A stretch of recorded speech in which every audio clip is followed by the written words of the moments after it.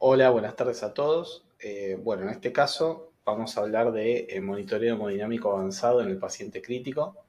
Esto para el módulo de shock y cardiología crítica de este año de la residencia de terapia intensiva.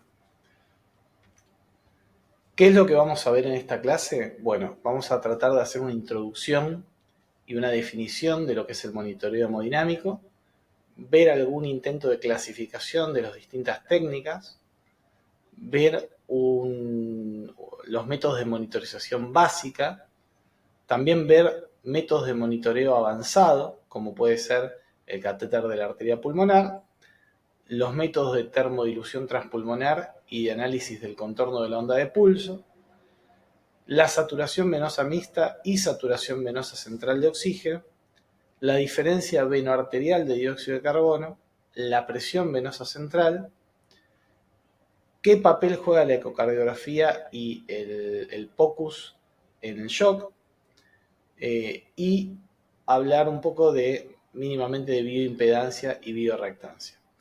Y por último, a modo de conclusiones, vamos a ver los principios generales del monitoreo hemodinámico. Pinsky hizo una definición que a mí me pareció bastante acertada. No hay una definición específica de lo que es el monitoreo hemodinámico, pero él lo define como un conjunto de técnicas que están destinadas a detectar la insuficiencia cardiovascular lo más precozmente posible, que esto nos ayude a guiar un tratamiento individualizado a cada paciente y con esto disminuir la morbimortalidad. ¿Qué significa todo esto? Nosotros, por ejemplo, tenemos en terapia intensiva pacientes sépticos. Entonces nuestra guía de sepsis nos dice, bueno, pásenle 2 litros de líquido en un corto tiempo. Eso no es un tratamiento individualizado, sino que es un tratamiento generalizado.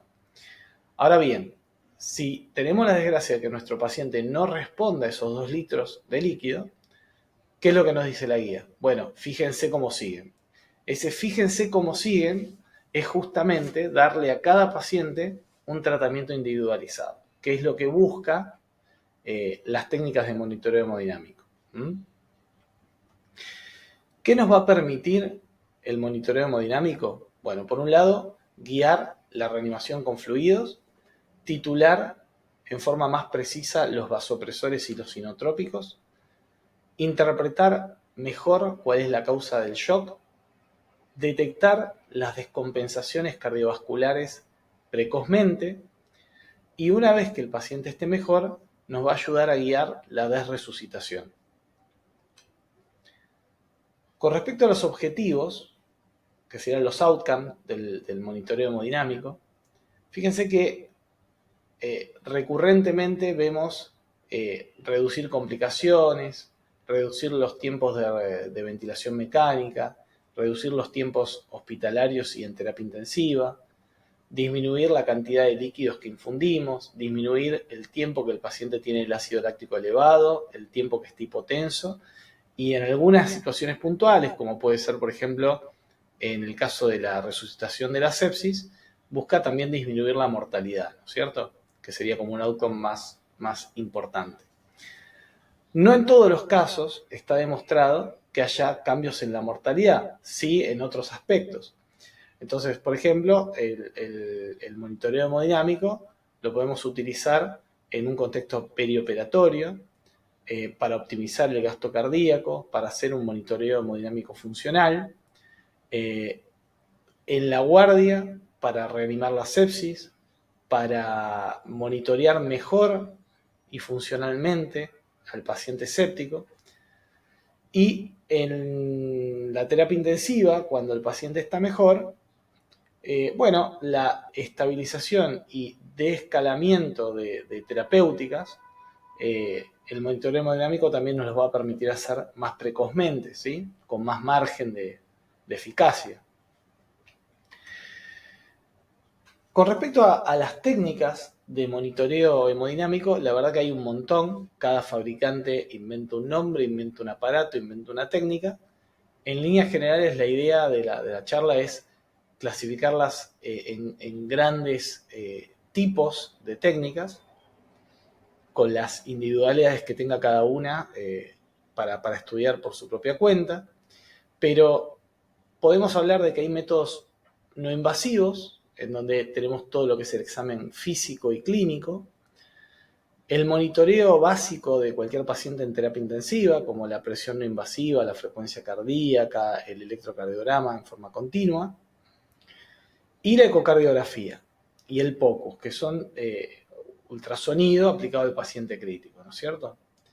Después tenemos métodos moderadamente invasivos, en donde ya hay que empezar a colocar catéteres especiales, catéteres arteriales, catéteres venosos centrales, como pueden ser el monitoreo tipo PICO o EB1000, pero esto lo que nos va a permitir, fundamentalmente, es medir el gasto cardíaco.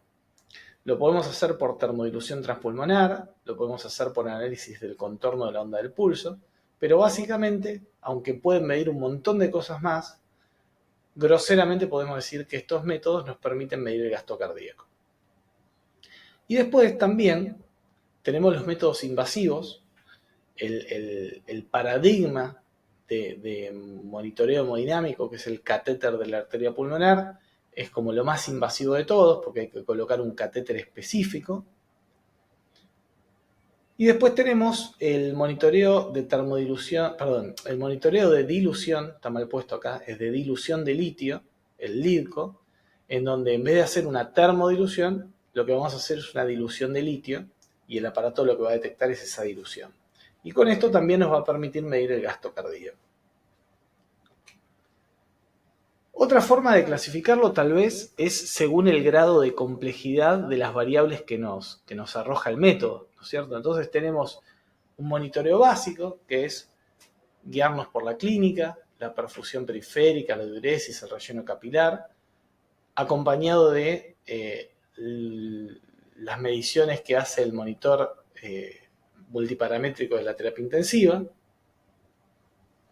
Después tenemos métodos de complejidad intermedia, en donde a través de una línea arterial vamos a poder monitorear la presión arterial en forma invasiva y a través de una vía central vamos a poder medir la presión venosa central. También junto a estos dos accesos vamos a poder medir la saturación venosa central de oxígeno y la diferencia veno-arterial de dióxido de carbono. Y también vamos a poder medir la variabilidad de la presión sistólica y la variabilidad de la presión del pulso, que son métodos para analizar la respuesta a fluidos.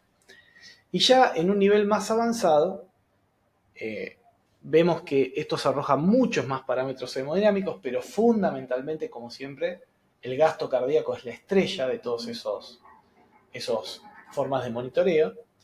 Tenemos el análisis del contorno de la onda del pulso, la ecocardiografía, el catéter de la arteria pulmonar y los métodos de termodilución transpulmonar. Vamos a comenzar hablando un poco del monitoreo básico del paciente crítico, que por ser básico no significa que no sea tal vez lo más importante. Todos los pacientes críticos ameritan un adecuado monitoreo básico. En los pacientes estables basta simplemente con ir evaluando clínicamente al paciente. Nosotros recordemos que vimos en una clase previa, tal vez no con estas palabras, pero lo comentó Martín, el tema de cómo se evidencia el shock clínicamente. En el consenso de shock del año 2014 hablan de las 3 ventanas clínicas del shock, en donde la hipoperfusión periférica, que se pueden ver con el moteado que aparece en la piel, la disfunción cerebral, que la vamos a ver en términos de depresión o excitación psicomotriz, y el ritmo diurético, son las 3 ventanas que a nosotros nos permite detectar a un paciente en shock. Por supuesto, además, todo paciente crítico tiene que estar monitoreado continuamente con electrocardiograma, presión no invasiva, que mida a intervalos regulares, saturación de oxígeno, frecuencia respiratoria. Ahora, en el paciente que está un poco más inestable o que está en riesgo, como puede ser un paciente postquirúrgico de una cirugía mayor, bueno, ya por ahí amerita tener la presión arterial en forma continua, para lo cual vamos a usar una línea arterial. Y nos va a permitir además sacarle sangre para hacerle gasas regularmente. Y ahí empezar a ver parámetros como el exceso de base, el pH, el ácido láctico. Si además se necesitan vasopresores o inotrópicos, estos sabemos que por vía periférica no se deben pasar, así que ya medita colocar una vía central. Y si colocamos una vía central, tenemos otro método de monitoreo más, que es el de la presión venosa central, que ya vamos a hablar después. Con respecto a la presión arterial, bueno, como dijimos antes, podemos medirla en forma básica con un monitoreo intermitente, que esto aplica a todos los pacientes críticos en general o a los pacientes posquirúrgicos de alto riesgo, pero también podemos hacer un monitoreo invasivo, para lo cual hay que colocar una línea arterial. Ustedes ya saben cómo se coloca, se pone un Avocat o algún catéter específico en una arteria de alguna extremidad, puede ser la arteria radial, puede ser la arteria cubital, la arteria pedia. Y esto tiene una línea que va hasta un traductor de presión que se coloca a la altura de la aurícula derecha. Eso nos va a permitir en un monitor ver la onda de la presión arterial y presión sistólica, diastólica, media, diferencial. Y a su vez también nos va a permitir detectar tempranamente el fallo circulatorio agudo en términos de hipotensión arterial, y también nos va a permitir monitorear mucho mejor la respuesta a los inotrópicos y a los vasopresores, que son drogas titulables de una vida media muy corta. Entonces, si nosotros tenemos un monitoreo intermitente, en el medio de ese monitoreo, que tenemos por ahí cada 15 o 20 minutos, el paciente pudo haber estado hipotenso los 20 minutos o pudo haber estado hipertenso los 20 minutos.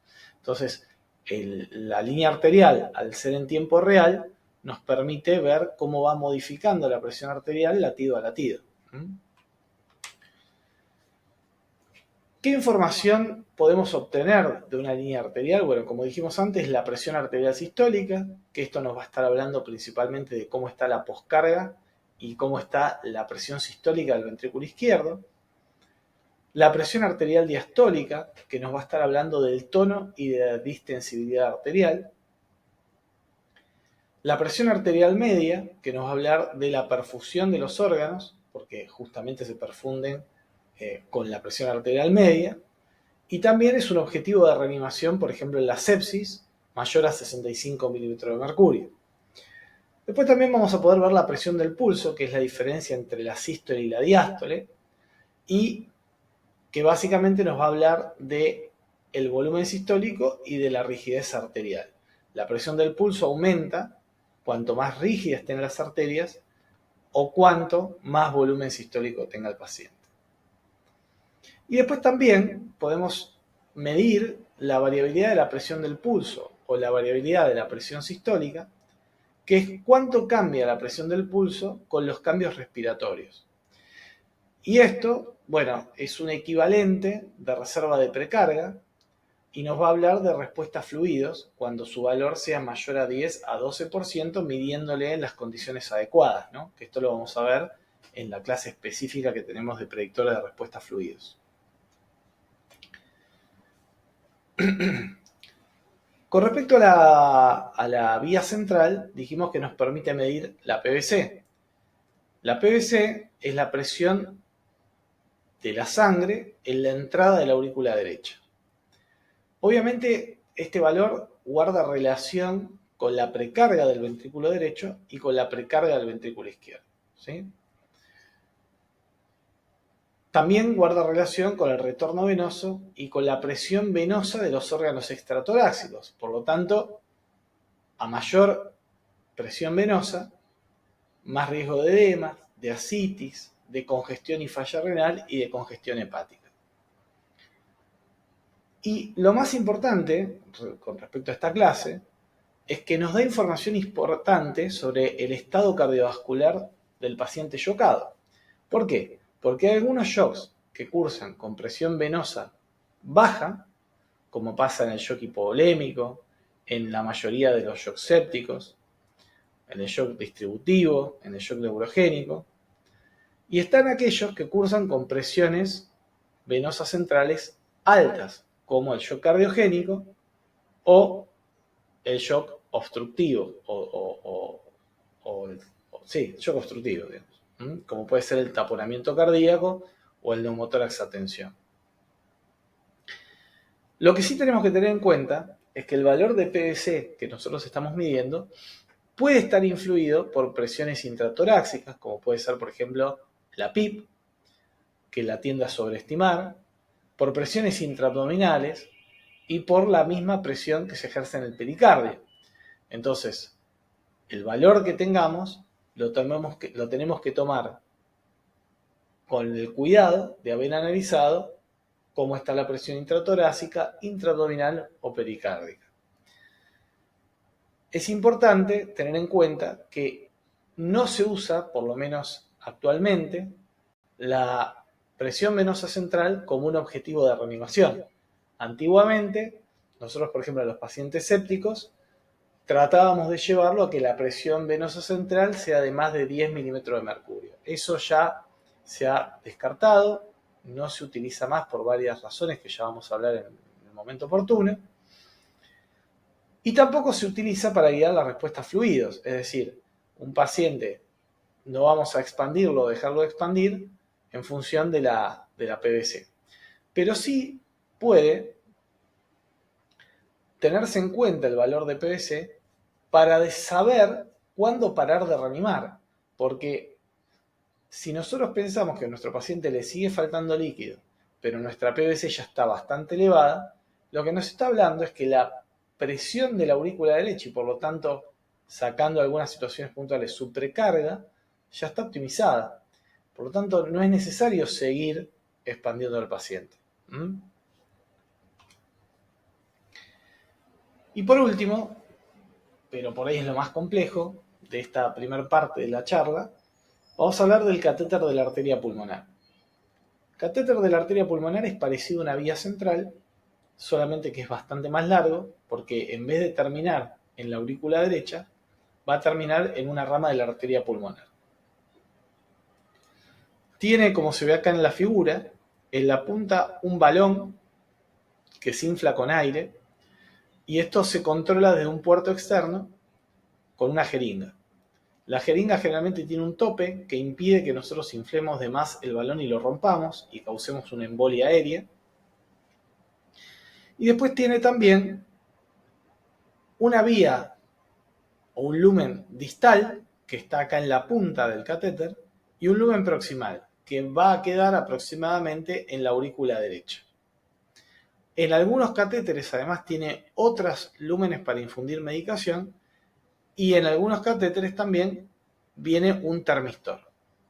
El termistor es un sensor de temperatura que está acá cerca de la punta del catéter. Este catéter se coloca o por vena yugular o por vena subclavia. En algunos casos, catéteres muy finitos y muy largos se pueden colocar por una vena periférica del brazo y tiene que pasar por la vena cava superior, la aurícula derecha, el ventrículo derecho, la arteria pulmonar, una rama derecha o izquierda de la arteria pulmonar, una rama lobar, hasta que finalmente se enclave en una pequeña rama de la arteria pulmonar. ¿Cuáles son las utilidades de poner un catéter de la arteria pulmonar? O sea, ¿para qué vamos a ponerle un catéter? La principal utilidad es que vamos a poder medir el gasto cardíaco. Es el gol estándar de medición del gasto cardíaco. Además de esto, nos permite medir presiones, la presión de la aurícula derecha, la presión del ventrículo derecho, la presión de la arteria pulmonar, la presión de enclavamiento pulmonar, la presión de encuñamiento, y con todo esto medido podemos estimar o calcular las resistencias pulmonares y sistémicas. También podemos medir la saturación venosa mixta de oxígeno y la diferencia veno-arterial de dióxido de carbono. ¿Y para qué queremos medir todo esto? Bueno, en principio, para categorizar mejor el tipo de shock. Nosotros antes habíamos visto, por ejemplo con la PVC, que podíamos separar en función de si la PVC estaba alta o baja, el shock hipovolémico o hemorrágico, que cursa con presiones venosas bajas, del cardiogénico, por ejemplo, que cursa con presiones altas, o del obstructivo, que cursa con presiones altas. Ahora bien, por otro lado, podemos medir el gasto cardíaco. Entonces, en la mayoría de los shocks, el gasto cardíaco está bajo, excepto tal vez en el shock hiperdinámico de la sepsis. También podemos medir resistencias vasculares, en donde en todos los tipos de shock va a estar elevadas, menos en el shock neurogénico o el shock distributivo de la sepsis. Entonces, en función de todos estos parámetros, nosotros vamos a ir categorizando mejor cuál es la causa subyacente que tiene el shock del paciente. ¿Cómo se coloca el catéter de la arteria pulmonar?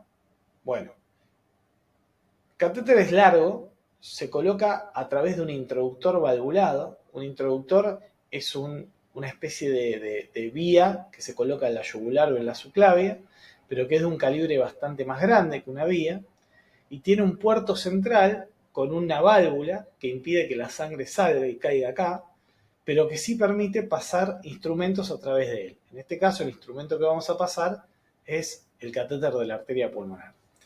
Entonces, primero se coloca un introductor valvulado con técnica de Seldinger, igual que cualquier vía central, y luego se empieza a progresar por adentro de la luz del introductor el catéter de la arteria pulmonar. Una vez que el catéter esté en la aurícula, nosotros vamos a empezar a detectar las ondas del auriculograma, que son las ondas ACB. Siempre estamos midiendo la presión en la punta del catéter, en el lumen distal.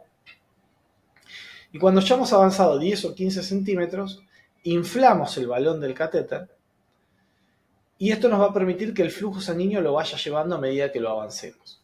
Entonces, una vez que está la aurícula y vemos la onda ACB, el valle X y el valle Y, o sea, la onda del auriculograma, si seguimos progresando el catéter y pasa la válvula mitral, vamos a aparecer en el ventrículo derecho. Entonces, ahí vamos a tener una presión sistólica de 20 a 30 milímetros de mercurio y una presión diastólica muy baja, de 0 a 5 milímetros de mercurio.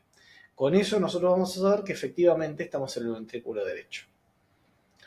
Si seguimos avanzando el catéter, en algún momento va a salir por la válvula pulmonar hacia la arteria pulmonar. Y ahí la onda vuelve a cambiar.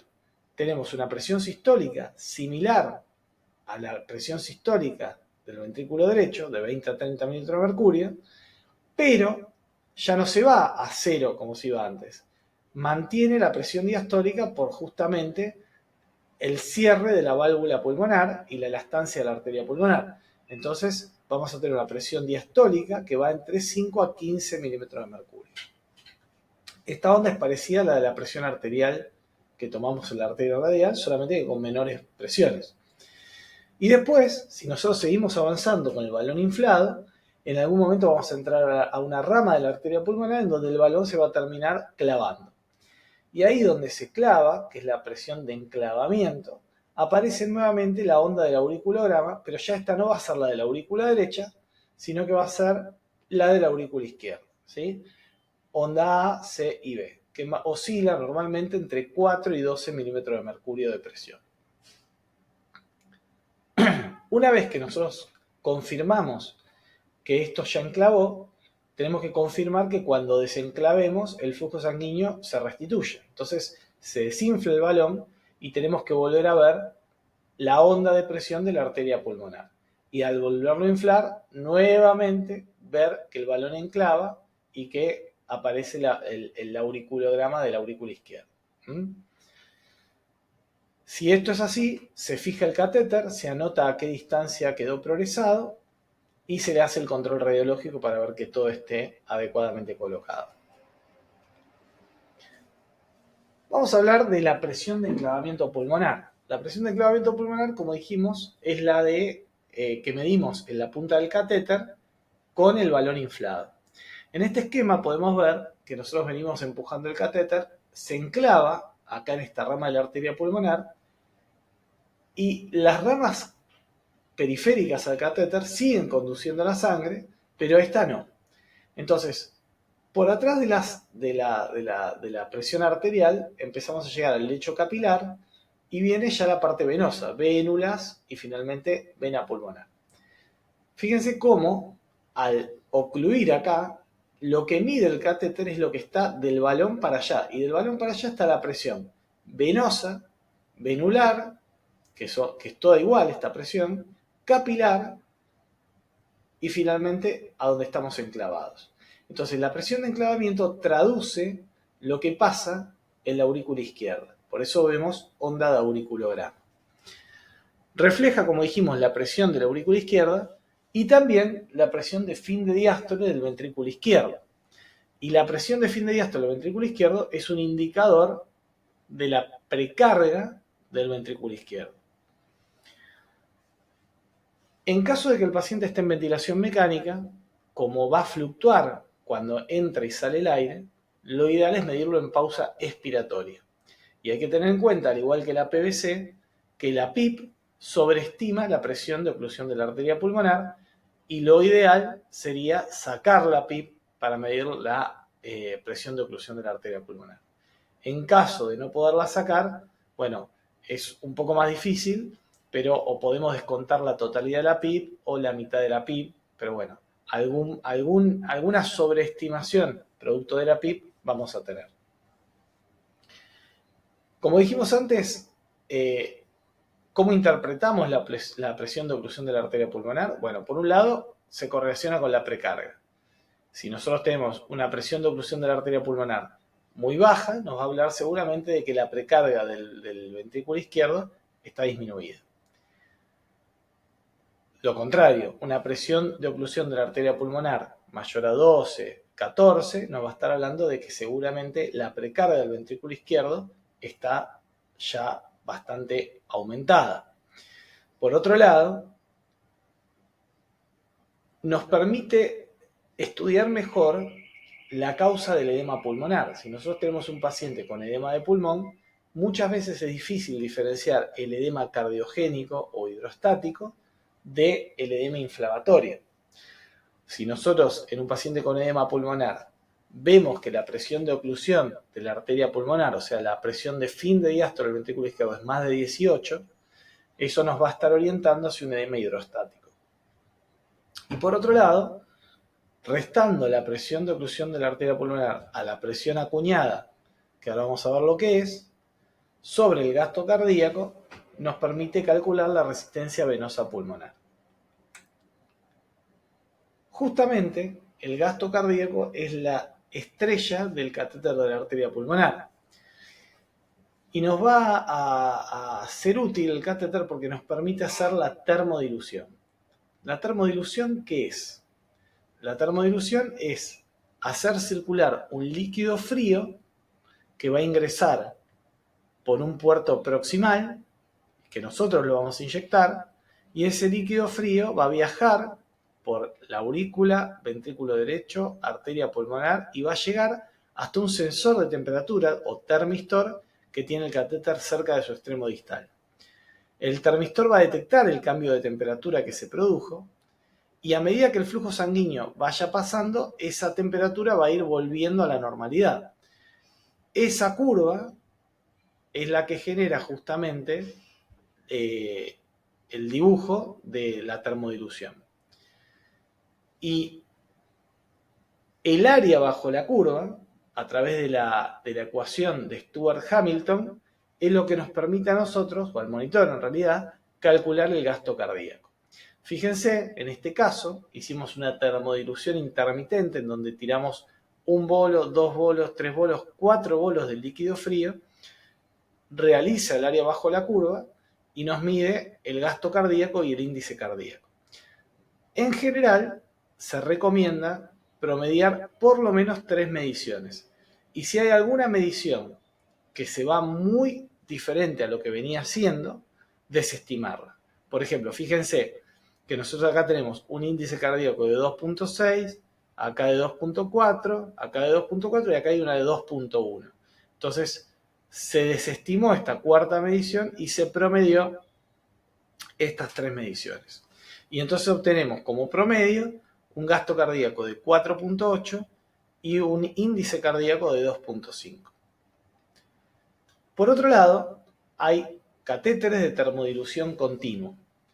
Esto de termodilución continua requiere otro mecanismo, que es que aparte de un termistor distal, el catéter tiene un filamento que calienta la sangre en forma proximal. Este calentamiento de la sangre lo va a realizar cada X cantidad de tiempo, varias veces por minuto, y al hacerlo va a promediar 3, 4, 5 mediciones y va a arrojar un promedio que va a ser el gasto cardíaco. Se llama continuo porque si bien tiene un retraso, al ir cambiando, por ejemplo, al poner un inotrópico, no tenemos que estar nosotros inyectando intermitentemente bolos de líquido frío. Lo va a ir midiendo cada X cantidad de tiempo y podemos ver cómo va cambiando el gasto cardíaco.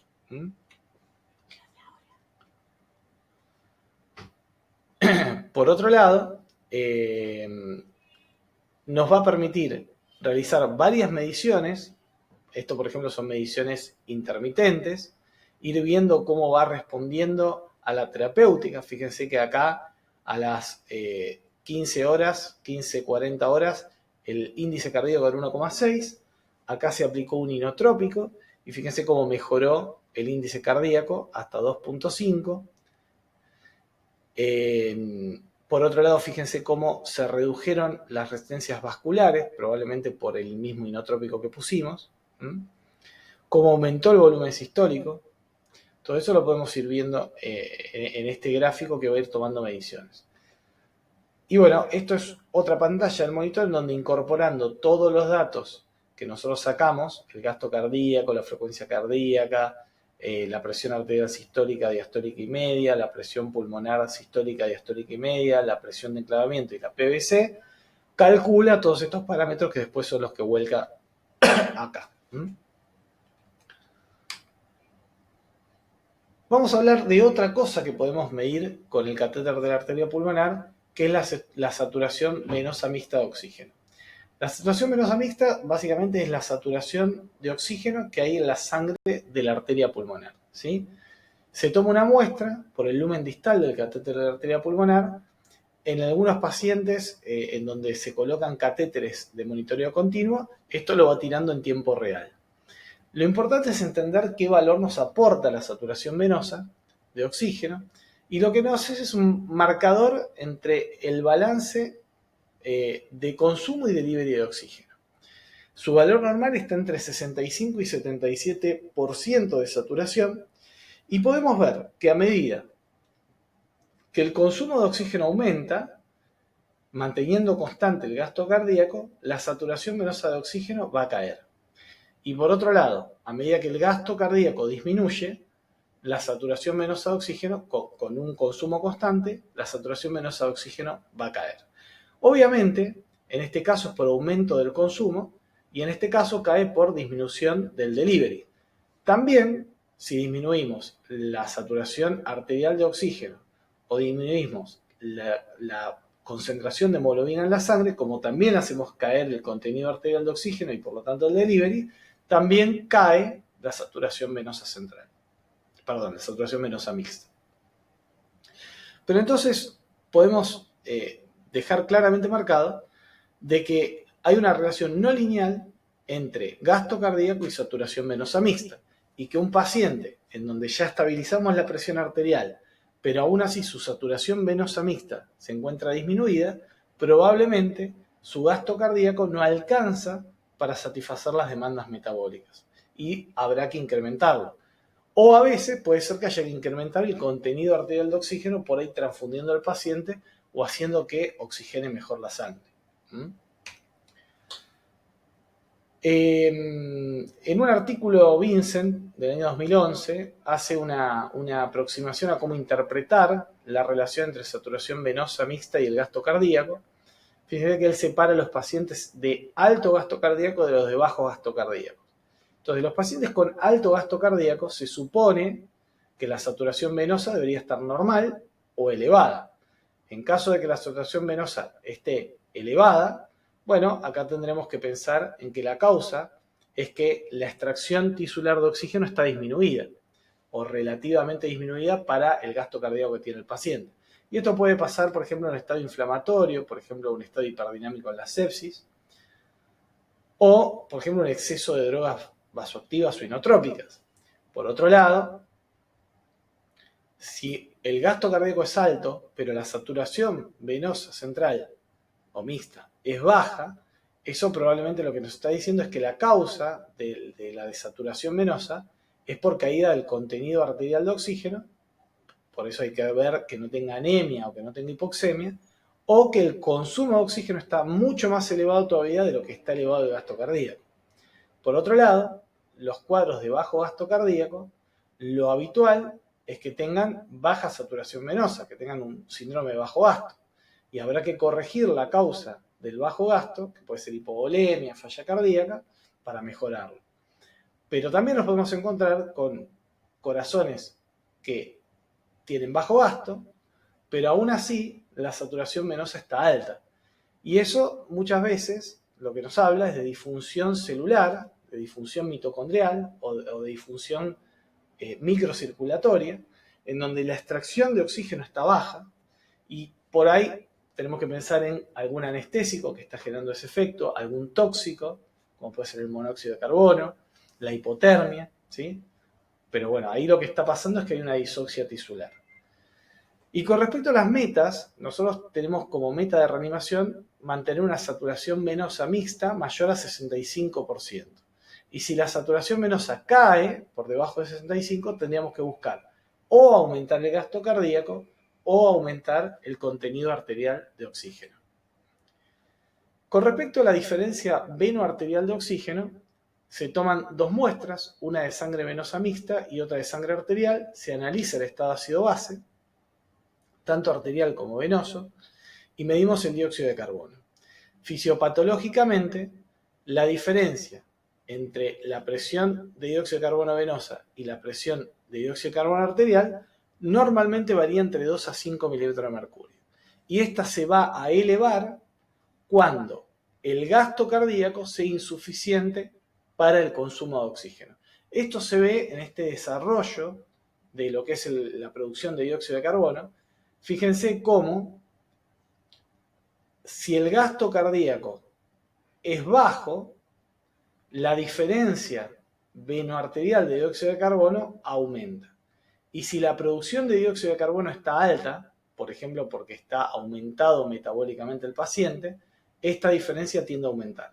Entonces, para que esto se mantenga en un rango normal, esto, que es la producción de dióxido de carbono, y el gasto cardíaco tienen que estar acoplados. Cuando esta se va muy para arriba o esta cae, esto se agranda.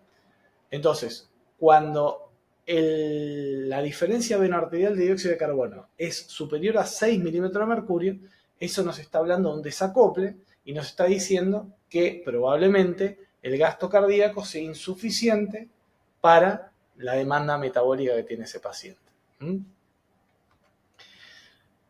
Por último, para terminar esta parte de la charla, las complicaciones del catéter de la arteria pulmonar son muchas y por eso prácticamente hoy no se usan, salvo en situaciones muy excepcionales.